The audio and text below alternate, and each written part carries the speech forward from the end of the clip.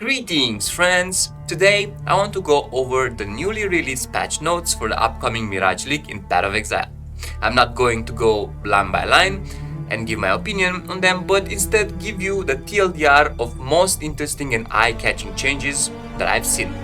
So let's get right into it. First of all, I just have to say wow, what an amazing set of changes. The team really is focusing on the quality of life of players and tackling things that have been left untouched for years without fear of community backlash. You'll love to see it. Let's start with the most important change. Currency items now account for a significantly larger portion of dropped items, so we are expected to drop way more orbs now. Then Sion gets a new awesome ascendancy. I'm really looking forward to testing that one.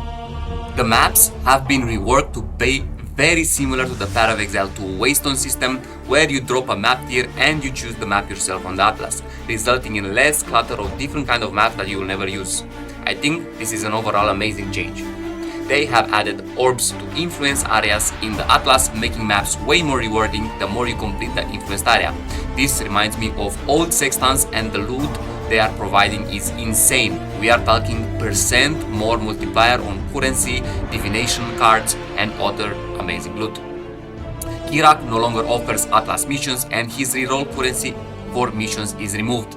The map device no longer gives you the option to pay chaos to add a mechanic of your choice in the map. Sacrifice and mortal fragments can no longer be used to open random val areas, but instead grant one of them inside the map, along with the quantity it previously added. Cartographer chisels can no longer be obtained and used. We can still use the Maven's chisels, however they are greatly nerfed. Tier 17 maps now are nightmare maps and require you to complete them for an atlas point. Huge nerf to our favorite fortress map, which greatly reduced the amount of items dropped from the explosive battles. This is one of the reasons the map was superior, but it is still going to be the easiest boss to kill. But all of the most annoying tier 17 mods have been removed, resulting in less currency used to reroll them. They have also added additional A-class points for you to invest in the tree. Graph Blood has been renamed to Hive Blood. They removed Graphs and its corresponding tree branch is removed.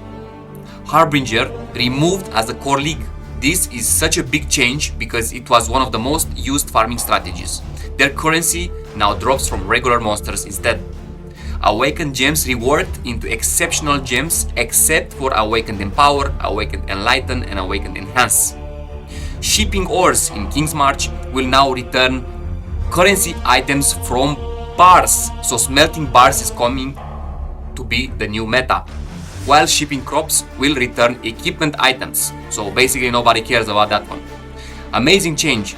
So gold is no longer directly converted into currency, but ores that you get from the map are. Additionally, you can reroll the wanted resource on ports, resulting in overall more currency, plus ports no longer have a bias towards a specific type of currency, so you can choose whatever. Reworked the Ainwar beasts that will reroll an awakened gem and increase level of an uncorrupted awakened gem, making them way less valuable.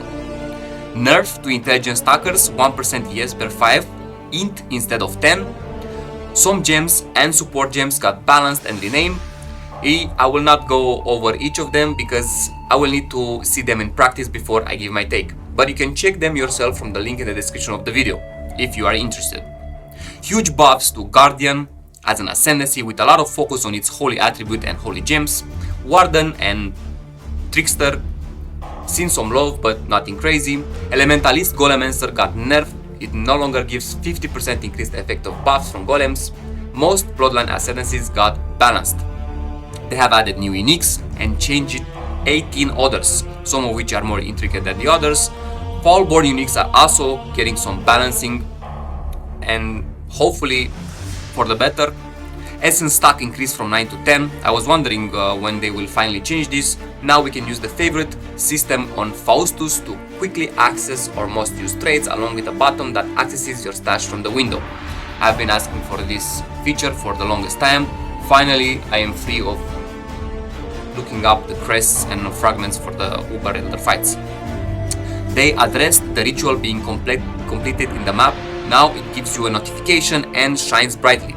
Wonderful change. The reason why I hated Ritual is the feeling of dread realizing 2 maps later that I've forgotten to check it. And a whole lot of needed bug fixes. That's it for this patch notes. I hope this information was useful to you. Thank you very much for watching, and I hope to see you soon. Exile